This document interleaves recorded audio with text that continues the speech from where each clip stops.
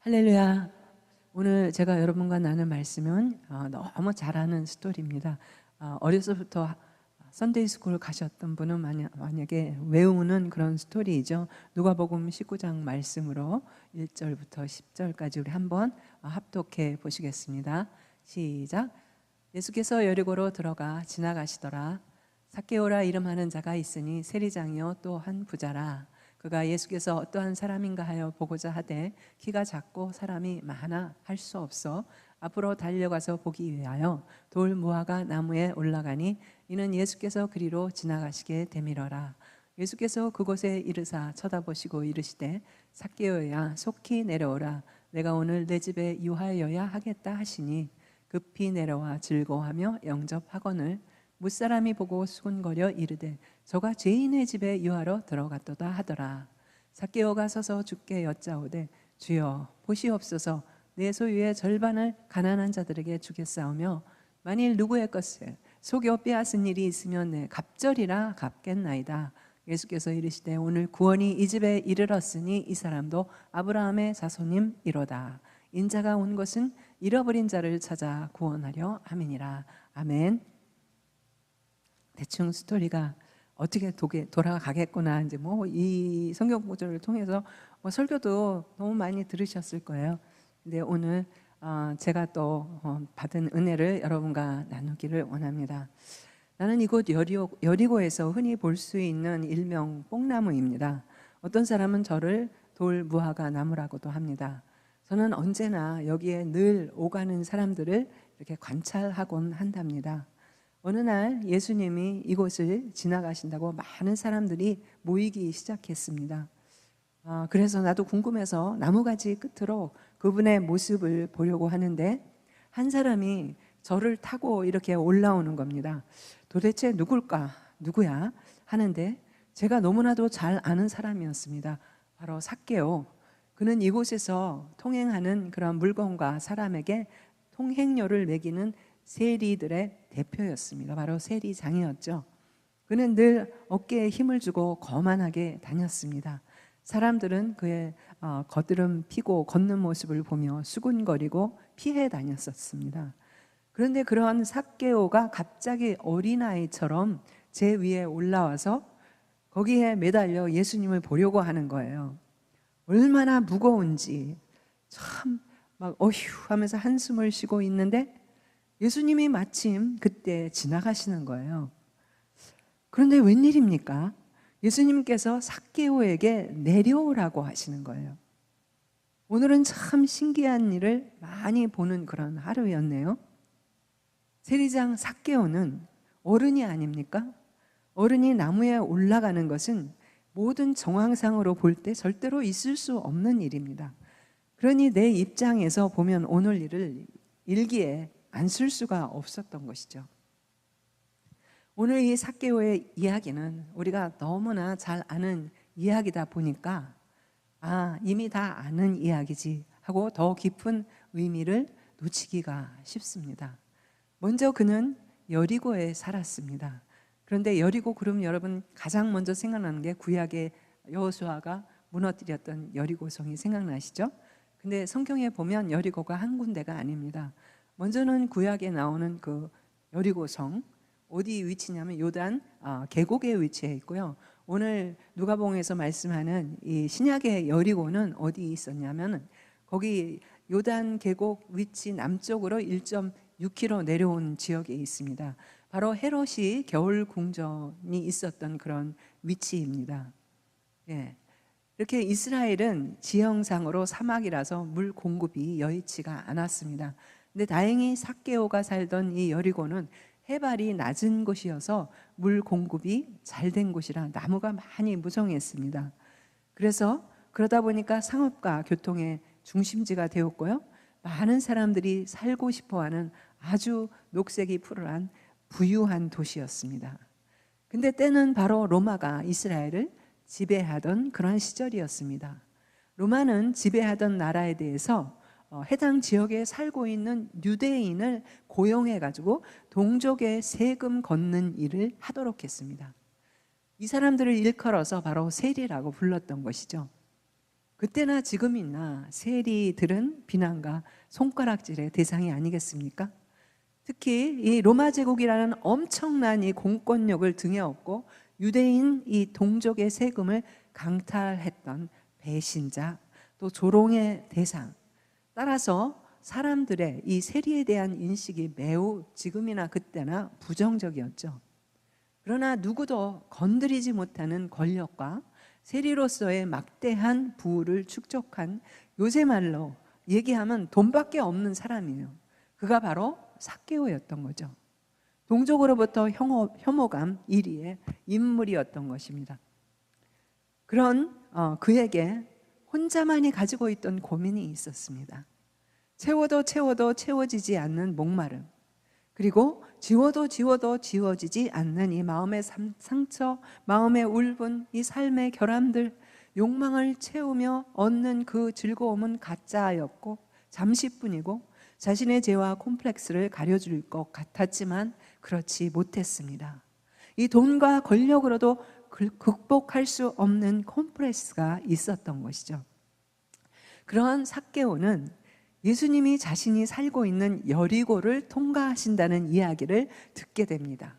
그리고 그가 행하신 기적들과 그분의 성품이 어떠한지 그러한 소문들을 들었습니다. 그 소문을 듣고 나의 위치, 삭개오 나의 위치가 아니고 내가 가진 어떠한 조건도 아니라 나의 진정한 내면의 문제를 알 수 있는 사람이 아닐까, 그런 생각이 들었습니다. 그래서 그때부터 예수님을 간절히 보고 싶었다 그랬습니다. 문장에 보면 2번이나 보고 싶었다 그랬어요. 만나고 싶은 게 아니에요. 예. 그런데 장애물이 있죠. 키가 작아서 볼 수가 없다 그랬어요. 만일 여러분이 삭개오였다면, 그리고 세금장이로, 지금은 같으면 국세청장이에요. 뭐 어마어마한 권력하고 돈이 있지 않습니까? 지금으로 얘기하면 예를 들면 재벌 총수였다고 생각을 해보면 이러한 문제를 여러분이 어떻게 해결을 하겠습니까? 삭개오처럼 나무에 낼름 올라가시겠습니까? 아니면 어떻게 해결하시겠습니까? 여러분 같으면. 2번째, 돈으로 해결한다. 여러분, 옛날이나 지금이나 돈 많은 사람들은 줄 서가지고 오랜 시간 땡볕에 기다리지 않습니다. 사람을 보내서 순서를 기다렸다 들어가든지 아니면 돈 주고 새치기를 하든지. 그런데 삭개오는 그렇게 하지 않았다는 것입니다. 그리고 예수님이 지나가는 길목에서 수많은 인파에 가려서 예수님을 만날 수 없게 됐을 때 그는 나무 위에 올라갔던 것입니다. 4절에 보면 그것도 중심에 있었던 것이 아니고 무리를 조금 피해서 더 앞서가서 이만큼 하면은 예수님이 오셔서 내가 이제 보겠지, 그러한 지점에 가서 보기 위하여 돌무화과 나무에 올라갔다 그랬습니다. 이는 예수께서 그리로 지나가심이로다. 그러면 삭개오는 왜 나무에 올라갔을까요? 너무 상식적인 거 말고요. 키가 작아서 예수님을 볼 수 없기 때문에 나무에 올라갔다고 우리가 흔히 생각을 합니다. 그런데 지금처럼 유대 문화는 철저한 체면 문화였어요. 여러분, 재벌이 나무에 올라갔다가 탄로 나면 어떻게 됩니까? 안 그래도 세금쟁이로 평판이 나쁜데 평생 놀림거리가 되지 않겠습니까? 굉장히 키가 작았다라고 하는데요, 뭔가 내가 해결할 수 없는 그런 환경, 신체적인 그러한 그 작았다는 의미도 있겠지만 정신적으로도 작았고 자존감도 작았고 사람들의 인식도 그렇고 모두 작았다라는 거죠. 그래서 누구도 자신을 무시할 수 없도록 이 돈이라는 권력으로 스펙을 쌓았던 것이죠, 요새 말로. 그런 그가 나무 위로 올라갔다가 들켰을 때 어떻게 되겠습니까? 요즘 같으면 다음날 SNS에 막 그냥 대문자로 헤드라인이 뜨지 않겠습니까? 키가 작아서 나무 위에 몰래 올라갔다가 발각된 세리장 삭개오. 돈으로 해결할 수 있는 방법을 택하지 않고 왜 그는 돌무화과 나무를 선택했을까? 돌무화과 나무는요, 제철이 되면 나무 잎이 완전히 무성해져서 거의 밖이 보이지 않는 그런 상태인데요, 아주 숨기 좋은 장소였다라는 것입니다. 내가 여기서 숨어서 예수님을 보면 아무도 모를 거라고 생각했던 거죠. 거기서 숨어서 예수님을 기다리고 있었던 것입니다. 그런데 그렇게 숨어 있는 나무 바로 아래에서 예수님이 발걸음을 멈추셨다는 것입니다. 갑자기 수많은 사람 가운데 위를 또 올려다 보시면서 그 순간 삭개오가 어떻겠어요? 심장이 뚝 떨어지는 것 같았겠죠? 충격적인 그런 순간이었습니다. 예수님이 삭개오를 올려다 보시면서 삭개오를 바라보니까 어떻게 됐겠어요? 수많은 사람들이, 예수님을 따라다니는 수많은 사람들이 시선이 위를 올려다보고 삭개오를 올려다보게 된 거예요. 나무 위에 올라간 삭개오를 쳐다볼 수밖에 없게 되는 상황이 된 거죠. 삭개오의 입장에서 가장 보여주고 싶지 않은 모습이 군중들에게 노출이 됐던 거예요. 얼마나 당황했겠습니까? 왜 하필 여기서 멈추셨을까? 그때 예수님이 뭐라 그러시냐면 삭개오야 속히 내려오라 말씀하십니다. 가장 숨기고 싶은 모습이 드러났잖아요. 이제 수습할 수도 없습니다. 그런데 그렇다면 화를 내면서 가버릴 수도 있었는데, 그러나 삭개오는 왜 오늘 말씀해 보면 이렇게 난감한 순간에 기뻐했다고 그랬습니다. 왜냐하면 그에게 던져진 예수님의 첫 마디가 삭개오야, 그 마디에 마음이 바뀌었는데요. 왜 그랬을까요? 이 삭개오라는 이름의 뜻을 우리가 알아야 돼요. 삭개오의 이름의 뜻은 뭐냐면 순결한 자, 의로운 사람이라는 의미입니다. 예수님이 이름을 그래서 부르는 순간에 그의 심장이 쿵 떨어졌던 것이에요. 어떻게 하셨지? 여태까지 아무도 그를 그렇게 불러주지 않았어요. 누가 그를 순결한 자라고 불러주겠습니까? 순결한 자야 속히 내려와라. 자신의 이름을 순결한 자 삭개오로 불러준 예수님, 세리장, 죄인, 민족의 반역자가 아니라 삭개오, 너는 순결한 자야. 누가 뭐라 그래도 내 눈에 너는 순결한 자라는 거죠. 그 시대에 유대인 세리를 뭐라고 불렀냐면 개라고 불렀어요. 개, 멍멍이, 개라고 불렀습니다. 친구도 없어요. 그러니까 누구도 나의 이름을 제대로 불러주지 않습니다. 그런 그를 향해서 내가 알고 싶었던 예수님의 이름을 불러주셨다. 너 순결한 사람아, 너 정결한 사람아, 내려오라. 요새 말로 심쿵이죠. 심쿵. 네. 그런데 그 다음 말이 더 충격적인데요. 오늘 내가 너희 집에 유하여야 하리라. 누구의 집에 머문다는 것은 쉽게 생각하면 그 사람과 함께 밥을 먹는다는 것이죠. 밥을 먹는다라는 것은 그 사람과 아주 친밀한 그런 관계를 맺는다라는 의미가 아니겠습니까? 그것도 예수님이 유하신다 그러면 지금 같으면 사진을 찍어가지고 대문짝만하게 프린트를 해서 집 문 앞에 예수님이 다녀가신 집하고 붙여 놓을 만한 그런 게 아니겠습니까? 삭개오의 집에 가서 밥을 드시면서 식사를 하시면서 무슨 대화를 나눴는지 성경에는 자세하게 기록이 되어 있지 않습니다. 그런데 이를 지켜보던 사람들이 더 충격을 받았는데요. 이거는 말이 안 돼. 그렇게 많은 무리 중에 사기꾼의 대명사 삭개오의 집에 유하신다고? 그 중에 가장 놀란 사람은 바로 삭개오 자신이었습니다. 여리고성을 통과하다가 대제사장도 지나갔고 또 종교 지도자 또 수많은 인파가 있었는데 다 제치고 내 집에 오셨다는 거죠. 그 순간 자신의 체면도 위신도 자존심 다 잊어버릴 만큼 기뻐할 수밖에 없었다는 것입니다. 얼마나 심장이 터질 듯 감동했으면 자신의 소유를 어떻게 했어요? 그 다음에 삭개오의 반응을 보니까 어마어마한 재산 중에 반을 가난한 자에게 나눠준다 그랬고, 자기가 억울하게 누구한테 속여서 빼앗은 거는 몇 배요? 4배로 갚아준다고 했습니다. 그러니까는 재산은 자기 재산 이제는 생각하지 않겠다라는 거죠. 여러분, 참 기쁨을 만나면 세상에서 우리가 찾으려던 이 만족의 의미가 사라지게 되는 것이죠. 여러분, 아주 오래전부터 하나님께서 나를 위해서 예비해 두신 돌 무화과 나무가 있다는 사실을 기억하시기 바랍니다. 오로지 나를 위해서 예비해 두신 돌 무화과 나무를 내가 아직도 보지 못하고 나의 귀가 세상을 향해서 열려 있어서 가득 차서 듣지 못하고 있는 것은 아닌지, 이렇게 파격적인 제안을 삭개오는 했는데요. 삭개오가 누구입니까? 돈에 자기의 인생을 판 사람이라고 해도 과연이 아니지 않습니까? 돈이면 다 돼 하던 사람이었는데 갑자기 돈을 내려놓겠다는 것은 전부를 다, 자기 인생 전부를 다 걸겠다는 것이죠. 질문이 또 하나 있습니다. 삭개오는 그러면 왜 전부를 그렇게 걸었을까요? 돈을 아무리 벌어도 목마름이 멈추지 않았습니다. 그때 소문을 들었던 것이죠. 그분을 만나면 절망이 소망으로 바뀐대, 슬픔이 기쁨이 바뀐대, 병자가 일어나서 걷고 뛰고 치유의 역사가 일어난대.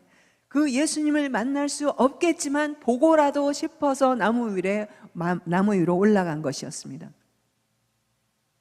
왜 그런 파격적인 결단을 했을까? 특별히 그 당시만 해도 삭개오야 내려오다, 그 말 한마디 하신 거지 기적을 행하신 거, 그러한 일도 일어나지 않았지 않습니까? 예수님을 만나서 밥 한 번 먹은 것밖에 없습니다. 그러나 삭개오가 완전히 변했습니다. 그런데요, 성경을 보면 하나님께서 사람의 이름을 부르실 때가 있습니다. 아브라함아 부르시고 수많은 성경의 인물들 부르셨지 않습니까? 네. 이 부르시는 음성을 시작으로 해서 삭개오의 인생이 180도 바뀌는데, 이름을 부르는 순간이 그래서 중요합니다. 하나님은 한 사람을 하나님의 사람으로 깨울 때 이름을 항상 부르셨습니다. 오늘 말씀에서 중요한 것은 바로 이것입니다. 삭개오를 부르시면서 주님께서 하시고자 하는 것은 바로 삭개오를 깨트리시기 위해서였습니다. 깨져야 하는 삭개오, 부서져야 하는 삭개오, 무엇이 깨지고 부서지고 무너져야 할까요? 바로 삭개오 자신인 것이죠. 그 삭개오의 단단한 신념을 깨트리는 하나님의 음성이 들립니다. 삭개오야, 잘못된 믿음, 잘못된 신념대로 살지 않게 인도하시는 하나님의 음성이었습니다. 이제 우리는 지금까지와는 다르게 살아야 할 때가 되지 않았습니까? 그러기 위해서 우리가 반드시 우리 삶에 일어나야 할 것은, 하나님께서는 우리를 부르신다는 것입니다. 하나님께서 우리를 멈추시는 그 음성을 들어야 한다는 것입니다. 나의 이름을 부르시면서 말씀을 깨닫게 하시는 주님을 만나야 한다는 것입니다. 잘못된 나의 이러한 신념과 경험과 생각과 주장들 때문에 교회와 성도들에게 혹시 아픔과 상처를 주면서 관계가 자꾸 정말 깨진다면, 삭개오야, 네가 살아온 인생이 잘못된 거야, 네가 알고 있는 그 신앙의 방식이 잘못된 거야 라고 하시는 음성이 들려야 된다는 것입니다.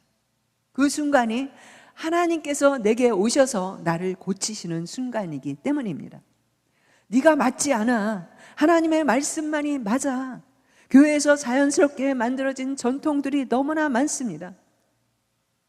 그렇지만 그 전통이 옳지가 않아. 하나님의 말씀만이 맞아. 어느 사이엔가 우리에게 굳어진 신앙의 습관들도 있습니다. 그런데 잘못된 줄도 모르고 세월이 흐르면서 완전히 화석화되어서 굳어진 그런 것들이 많다는 것입니다. 그래서 우리는 다시 말씀 앞에 서야 한다는 것입니다. 그러기 위해서 먼저 나의 신념을 말하지 말라는 거예요. 나는 이렇게 생각해. 그렇게 말하시는 분들이 많죠.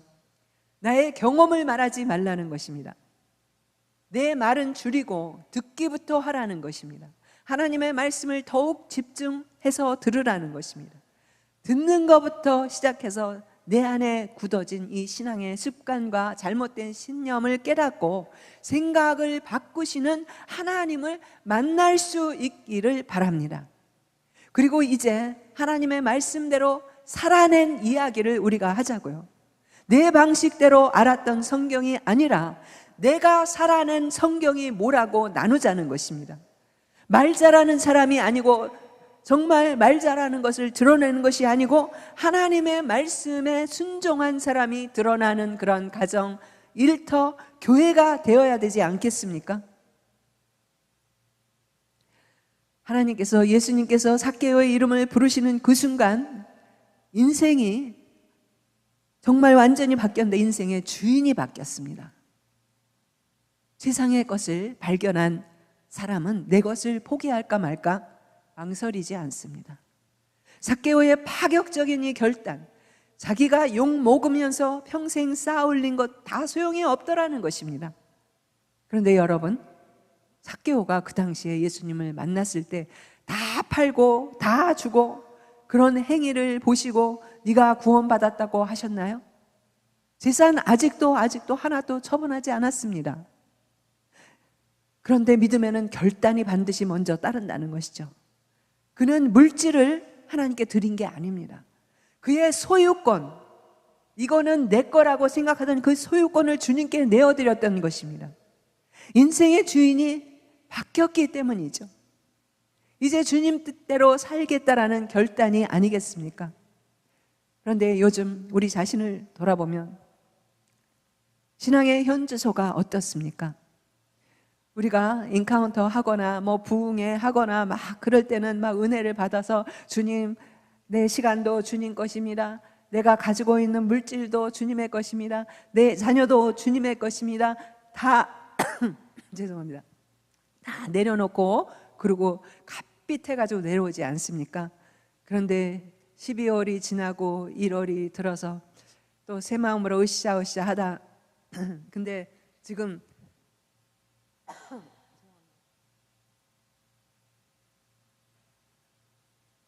7월부터 되면은 이제 지금 완전히 바닥이 났어요. 바닥이 나가지고 이 소유권을 다시 빼앗아 온 상태예요.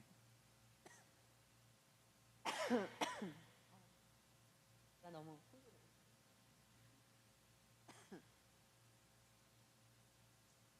소유권을 빼앗아 가지고 오니까 이게 인생이 풀릴 것 같지만 그렇습니까? 아니에요. 더 힘들어지는 것이죠.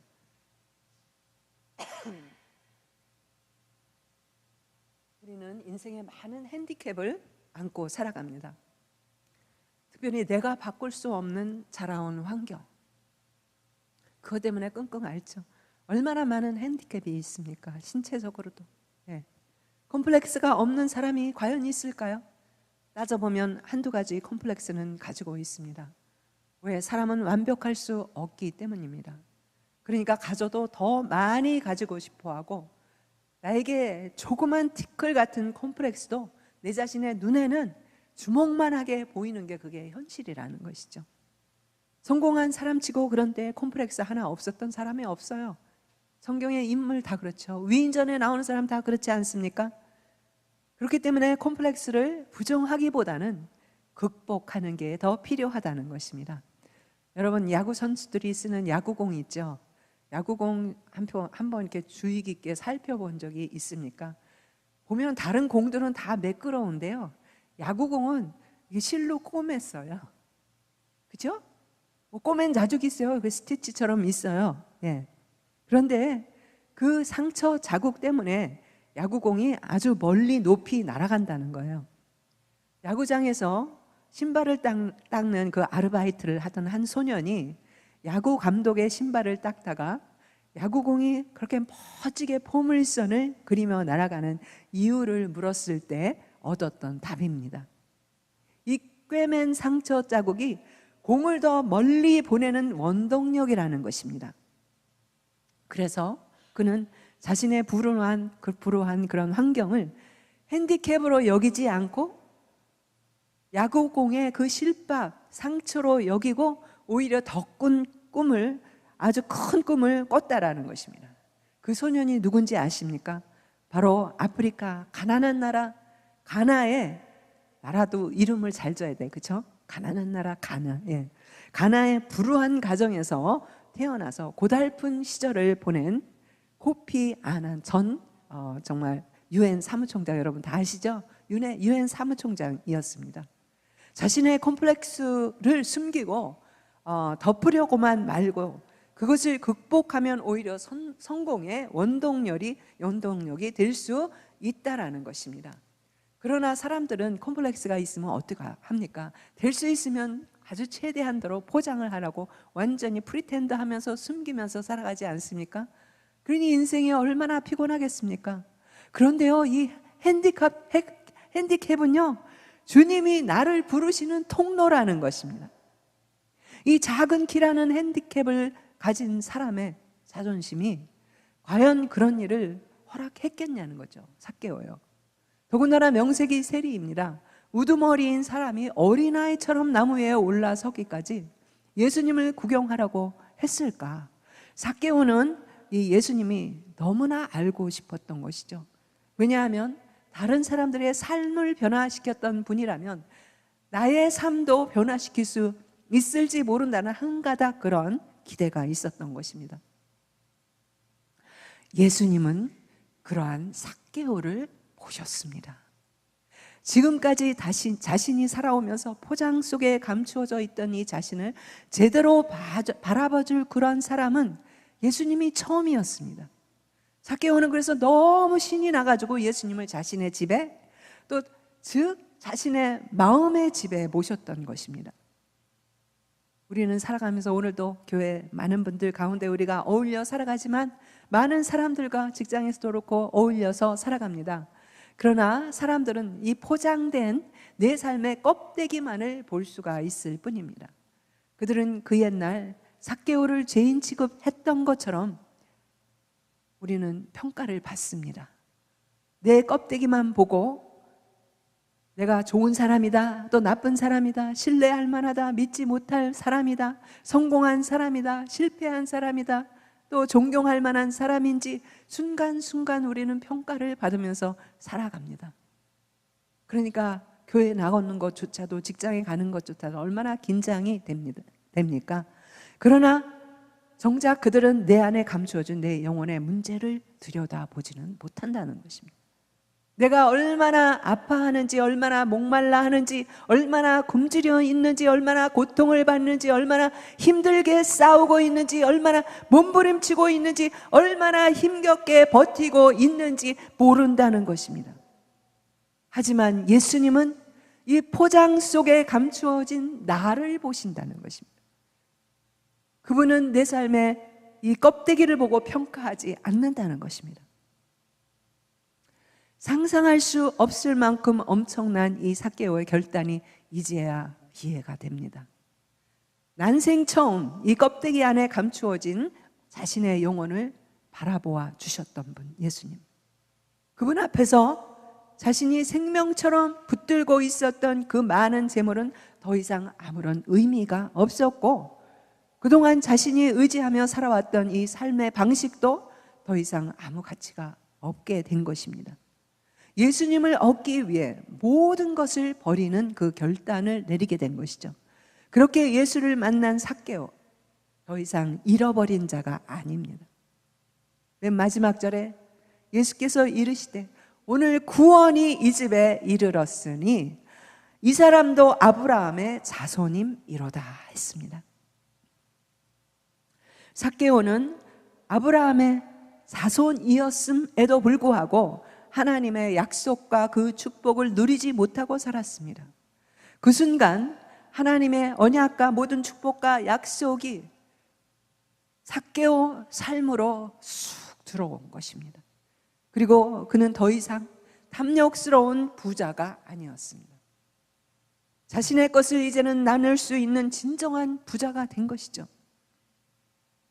여기까지가 삭개오의 삶입니다. 이제 중요한 것은 우리입니다.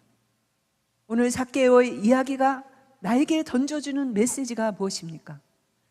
그분만이 포장 속에 감추어진 나의 영혼에 관심을 가지고 계시다는 것. 아무도 여러분에게 그렇게 자세하게 관심이 없어요. 그분만이 내 영혼의 필요를 아시고요, 그분만이 내 영혼의 갈급함을 아시고 나의 아픔과 상처를 아시고 그분만이 나를 다시 살리시고 치유하시고 변화시킬 수 있는 분이라는 것입니다. 그렇다면 어떻게 그 주님과 우리가 만날 수 있겠습니까? 첫 번째는 간절한 소망. 고장 속에 감추어진 그 문제, 예수님만이 가면을 벗겨주실 수 있을 거라는 간절한 소망을 가져야 된다는 것입니다. 두 번째는 예수님의 부르심. 간절한 마음으로 찾는 사람들에게 반드시 주님의 부르심이 있다는 것입니다.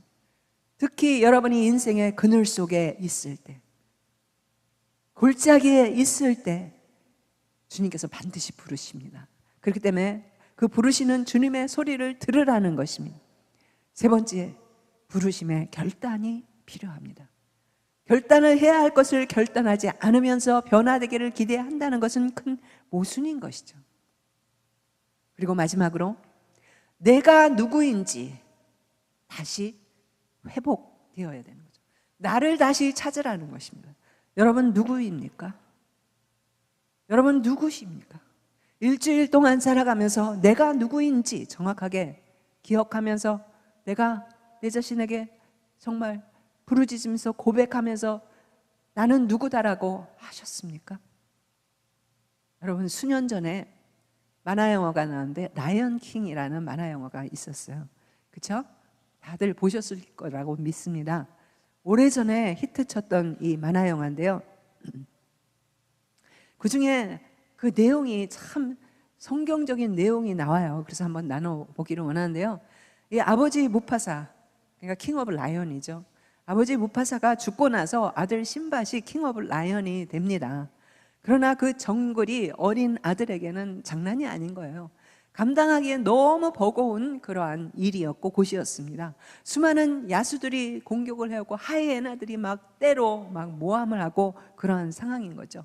너무 지쳐서 어느 날 물가에 가서 한숨을 지우면서 앉아 있는데 물 위에서 슬며시 아빠 무파사의 환영이 보이기 시작합니다. 신밧은 그때 자신의 처지를 막 줄줄이 하소연하기 시작을 합니다. 그때 아버지 무파사가 뭐라고 그러시는지 아십니까? 신밧, 너는 네가 누군지 잊어버렸어. 그래서 날 잊어버린 거야. 너의 아버지가 누구인지를 잊어버린 거야. 그래서 인생이 보이지 않는 거고 그렇기 때문에 더 힘든 거야. 너가 누구인지 찾아야 돼. 너가 누구인지를 찾으라 그럽니다.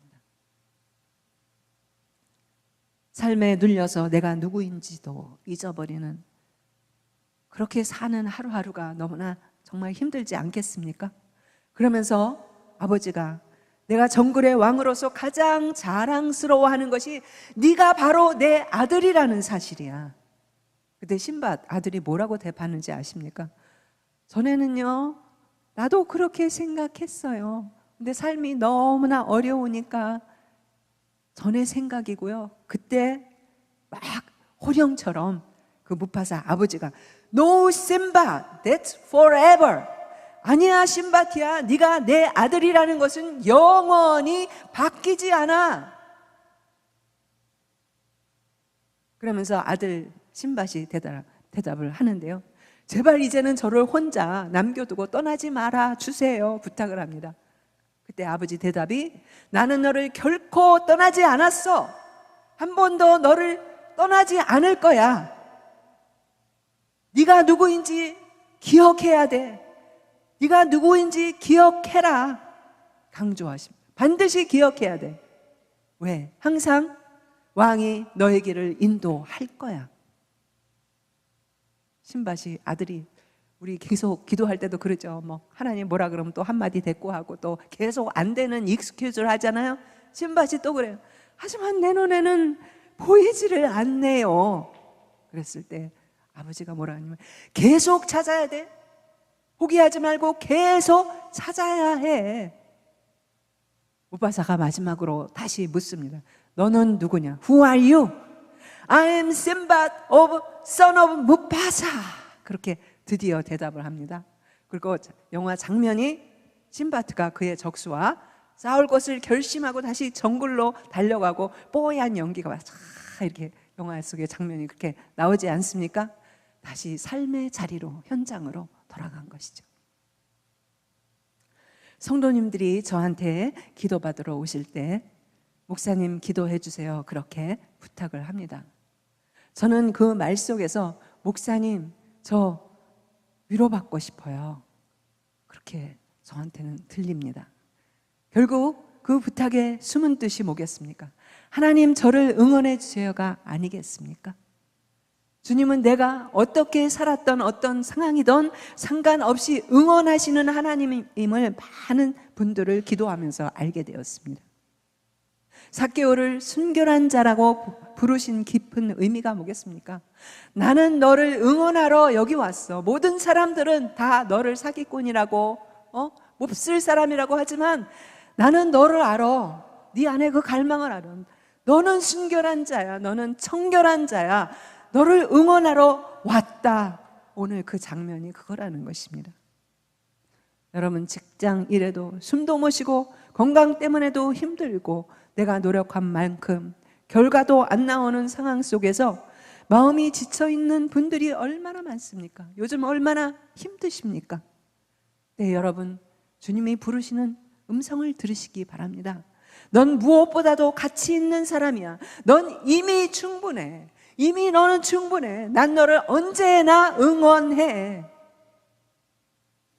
누군가를 살릴 수 있는 강력한 힘은요, 화려한 수백 마디의 말이 아니라 진심 어린 한마디의 격려와 응원을 들려주는 한 사람만 있어도 그 사람은 인생의 나락으로 떨어지지 않고 그 힘든 현실을 버텨낼 수 있다라는 것입니다. 나는 너를 응원해. 이것만은 꼭 알아줬으면 좋겠어. 이것만 꼭 기억해줬으면 해.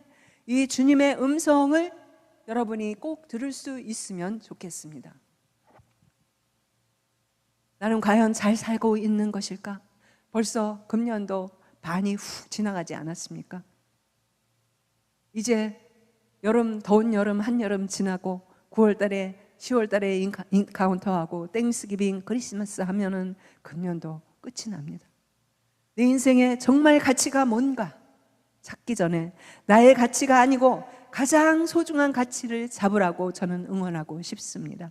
정말 행복한 삶을 살기 위해 내가 무엇을 잡고 살아야 하는지, 세상이 만들어 놓은 기준으로 성공을 가늠하고 사람을 판단하는 그 이상한 세상적인 기준을 바꿔 나가도록 부추기고 싶습니다. 당장은 불이익을 당하는 것 같고 뒤처지는 것 같아도 인생은 세상의 기준으로 판가름 나는 것이 아니라는 것을 끝까지 붙들고 살라고 권하고 싶습니다. 죽도록 일해서 성공해야지 보다도 너를 향한 하나님의 인생 계획을 찾으라고 저는 응원하고 싶습니다. 우리의 인생에도 원리가 있습니다.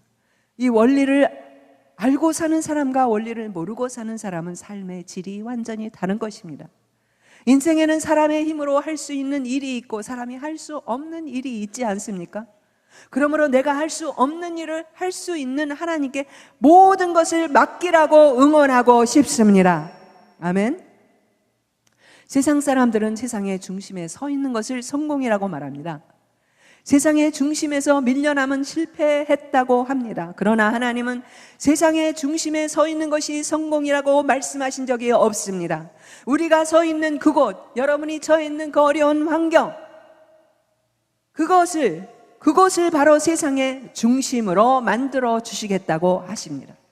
따라서 우리는 세상의 중심이 되기 위해서 애쓰기보다는 하나님의 말씀의 중심에 따르는 것이 더욱더 정말 복된 삶이 아니겠습니까? 말씀의 중심에서라고 저는 여러분을 응원하고 싶습니다. 여러분 실패 두려워하지 마십시오. 저는 이제 전공이 우리 김경은 집사님처럼 이렇게 그림 그리고 뭐 디자인하는 거였기 때문에 그림을 그릴 때 보면 항상 이 명암을 이렇게 집어넣는데 어두움을 다 그려야 됩니다. 그늘이 왜 필요하냐? 우리 인생에 그늘이 오면 참 힘들어서 막 빨리 벗어나려고 그러는데요. 그늘이 있어야지. 원을 그리면 그늘을 먼저 딱 빛이 이쪽에서 오면 그늘을 그려야지 사물의 형체가 더 막 선명하게 나타납니다. 네모를 그리면 그것도 그늘이 있어야지 입체감이 더 나는 것입니다. 그늘이 있기 때문에 사물이 돋보이는 것이라는 것입니다. 이와 같이 그늘이 쓸모없는 것이 아니듯이 고난도 빨리 버려야 할 것이 아니라는 것입니다. 우리가 괴로움을 겪어야 기쁨이 뭔지 알 수 있고요, 실패가 있어야지 성공이 돋보이고요, 가난한 경험이 있어야지 넉넉함에 감사가 느껴지는 것이 아니겠습니까? 세상 사람들은 모든 것을 잃는 것을 실패라고 이야기를 합니다. 올라가지 못하는 그 변두리로 밀리는 것이라고 하는데요, 정말 하나님은 그렇게 말씀하시지 않았다는 것입니다. 우리에게 있어서 정말 실패는 뭐냐? 세상이라는 이 나무 위로 올라가지 못하는 것이 실패가 아니라 하나님께로 내려가지 못하는 것이, 내려가지 않는 것이 정말 우리에게 실패라는 것입니다. 인생을 항해하다 보면 이 해수면, 바다 그 수면 밑으로 드러나지 않는 빙산이 있지 않습니까? 빙산이 가로놓여 있습니다. 그것이 바로 타이타닉 사건이 아니겠습니까? 이런 인생의 난관들에 대해서 성경은 다음같이 해결책을 제시하는데요, 우리 인생의 항해에 있어서 가장 중요한 삶의 자세는 거친 풍랑이 아니라는 거예요. 토네이도도 아니라는 것입니다. 그 항해의 운전자가 누구냐는 것입니다. 여러분 머리로는 다 주님 하고 대답은 나와 있는데요, 실질적으로 여러분의 삶은 그렇지 않다라는 거예요. 그 항해자, 항해 운전자가 누구인지 분명히 하라는 거예요. 배의 길을 전문가에게 맡기는 것이 바로 삭개오가 아니겠습니까?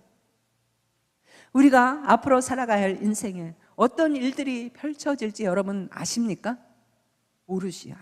우리가 모르기 때문에 한 가지 사실은 뭐냐면, 지금껏 아무리 큰 난관이 왔어도 또 넘었기 때문에 오늘 이 자리에 여러분이 앉아 계신 게 아니겠습니까? 우리가 만약에 사건의 심각성만큼 불안하게 우리가 살았다면 아마 여기 앉아 계실 분이 얼마나 있겠습니까? 다 심장마비 몇 번 일어나지 않았겠습니까? 걱정이나 고민거리가 없었기 때문이 아니고, 어떠한 무질서와 혼돈 같은 상황이 펼쳐질지라도 인도하시는 하나님이 반드시 좋은 길로 이끌어 주셨기 때문이 아니겠습니까? 상황은 굉장히 심각한데 걱정이 안 돼요 그러시는 분들이 계십니다. 바로 걱정이 안 되는 이유가 다 있지 않습니까? 사실 삭개오의 입장에서 보면 삭개오 자신은 나름대로 자신의 목표를 향해서 열심히 살아왔다고 할 수 있습니다. 세리들 중에서 우두머리가 되기까지 그는 누구보다 열심히 일했지 않겠습니까? 사람들이 자신을 죄인 취급하면 할수록 그는 그것에 대한 보상 심리 때문에 더 악랄하게, 더 악착같이 돈을 모았을 것입니다. 그는 어느 정도의 지위를 얻었고 많은 재물도 소유를 했습니다. 그런데 어느 날 문득 그는 지금까지 앞만 보고 열심히 살아온 자신의 삶에서 아무런 의미를 발견할 수 없는 사실을 깨닫게 된 것이죠. 그는 속으로 심각한 갈증을 느끼고 있었는데 누구한테도 말할 수가 없어요. 어떻게 삭개오가 그런 고민을 했으리라 짐작하느냐고요? 삭개오가 예수님을 너무나 간절히 보고 싶어 했다는 것이 나무에 올라간 거 보면 알죠. 그런 신분으로. 그러면서 그는 그렇게 생각했을 것입니다. 속으로 에브리데이 잠들기 전에 또 혼자 있을 때 외쳤을 거예요. 거기 누구 없어요? Anybody there? 거기 아무도 없으세요? 나를 도와줄 그러한 누구도 없으세요? 내 얘기를 들어줄 분, 내 문제가 뭔지 내가 해결할 수 없는 이 문제를 위해서 혼자 외치고 있지 않았겠습니까? 예수님은 사기꾼이라 불려지던 이 만인의 조롱의 대상 삭개오를 응원하러 여리고 바로 그 무화과 나무 밑을 지나가신 겁니다. 삭개오 혼자의 힘으로는 올라가 보려고 애를 쓰다 정말 사는 게 사는 것 같지 않은 이런 날이 언젠가 올 것을 하나님께서, 예수님께서 미리 아시고 예수님은 오래전부터 이 무화과 나무를 준비하셨다는 것입니다. 기가 막힌 타이밍이 아니겠습니까? 그 예수님은 오늘 여러분을 응원하러 여러분의 혼자 가슴앓이 하고 있는 그 문제, 여러분이 오랫동안 고민해오던 그 사건, 바로 그 돌 무화과 나무 밑에서 위를 올려다 보시면서 여러분의 이름을 부르신다는 것입니다. 순결한 자야, 의로운 자야, 성결한 자야, 빨리 내려오라, 빨리 내려놓으라는 주님의 음성을 들을 수 있는 여러분 되기를 주님의 이름으로 축복합니다. 아멘. 오늘 우리 다 일어나셔서 내가 그 소유권을 다시 가져온 것이 아닌가, 그래서 내 인생이 더 꼬이고 힘든 것이 아닌가, 주님 앞에 물으시기 바랍니다. 삭개오는 스토리에 나오는 사람의 삶인 줄 알았는데 그 삭개오가 바로 나였네요. 나의 이름을 그렇게 수도 부르셨는데 나는 외면하고 내 열심으로 세상에 그 돌 무화과 나무에 올라가라고, 세상이라는 나무에 올라가려고 얼마나 열심히 살았지만 지금 바라보면 그렇게 많이 남는 거 보이지 않습니다. 하나님 이 시간 내 자신을 보여주시고 이제 내가 나의 소유권을 다시 주님 앞에 올려드리고 주님이 인도하시는, 위로하시는, 응원하시는 그 자리로 가기를 원합니다. 고백하는 시간 됐으면 좋겠습니다. 주여, 한 번 부르짖고 기도합니다.